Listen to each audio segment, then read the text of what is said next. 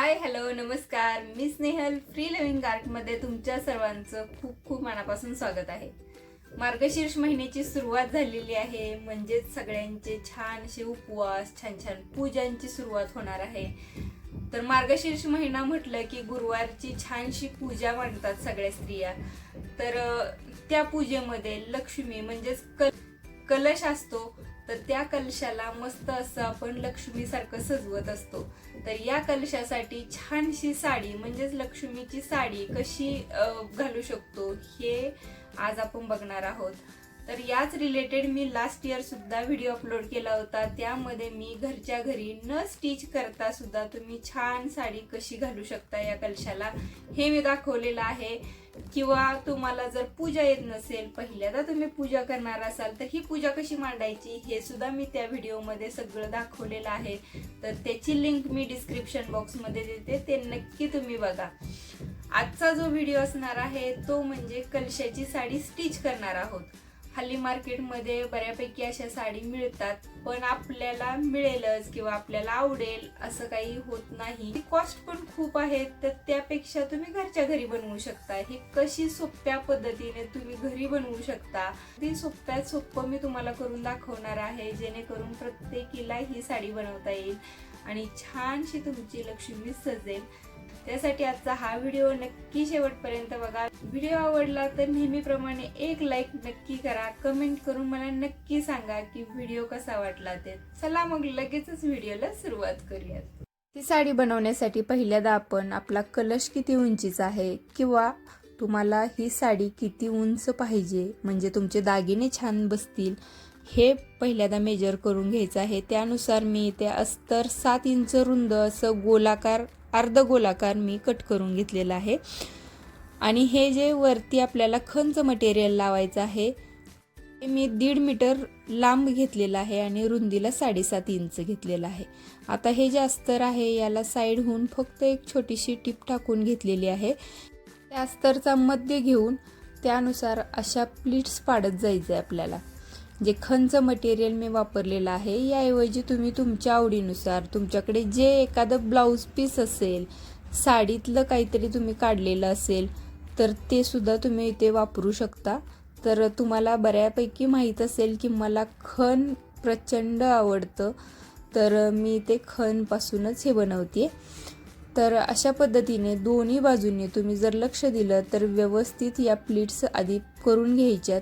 आपल्याला दोन्ही बाजूंनी वरच्या साईडलाच प्लीट्स करायच्यात आणि मध्ये एक कट पाडला होता तो करेक्ट मध्येच आला पाहिजे। अशा पद्धतीने प्लीट्स करून आपल्याला वरून टिप टाकून आणि ह्या प्लीट्सना पण अशा पद्धतीने मी व्यवस्थित टिप टाकून घेतलेले आहेत। आता वरच्या बाजूला जे ओपन भाग आहे थोडासा, तर तो आपल्याला छान व्यवस्थित पॅक करून म्हणजेच त्याला छान फिनिशिंग द्यायचं आहे। तर अशा पद्धतीने मी टिप टाकून घेणार आहे। आता हे जे छोटासा भाग घेतलेला आहे, तर आपण काय करतो, साडी जेव्हा घालतो तेव्हा आपल्याकडे ब्लाऊज असतो, त्यानुसारच या लक्ष्मीच्या साडीला असा मी छोटासा ब्लाऊज म्हणून इथे लावणार आहे। तर त्यासाठी मी हा छोटासा भाग आपली जितकी साडी आहे त्यानुसार तुम्ही छोटा मोठा ठरवू शकता। तर अशा पद्धतीने याला कॅनव्हास अस्तर लावून छानसा असा छोटासा भाग मी मस्त तयार करून घेतलेला आहे आणि तो या पद्धतीने आपल्याला इथे स्टिच करायचा आहे। अगदी सोप्यात सोप्या पद्धतीने मी आज तुम्हाला दाखवते।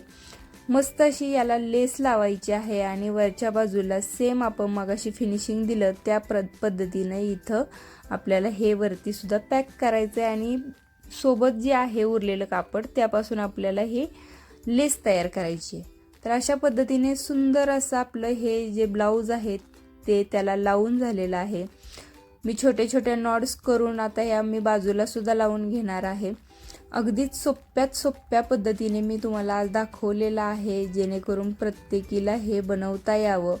आता आपल्याला साडीचा पदर किंवा चुनरी जे म्हणतो आपण, ते सुद्धा मी खंच वापरलेला आहे, पण थोडासा कॉन्ट्रास्ट कलर।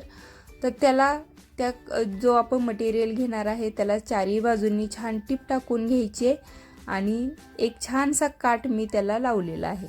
अगदीच सुंदर आणि सिंपल अशी साडी ही आपली रेडी झालेली आहे। खूपच सुंदर दिसतात हे घातल्यानंतर। मी तुम्हाला घालून सुद्धा दाखवते कसं मांडायचं हे, ते सुद्धा मी दाखवते. तुमची फटाफट पूजा मांडून होणार आहे, इतकीच इझी आहे.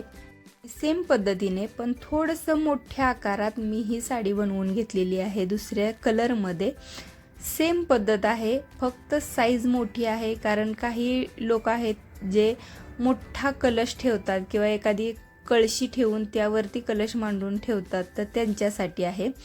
आपला हा कलश छानसा असा मांडून घेतलेला आहे. त्यासाठी मी छोटीशी भरणी मांडली आहे, त्यामध्ये तो कलश मांडलेला आहे. कारण आपण थोडंसं उंच केलं तर आपले जे दागिने घातलेले असतात ते सुंदर दिसतात.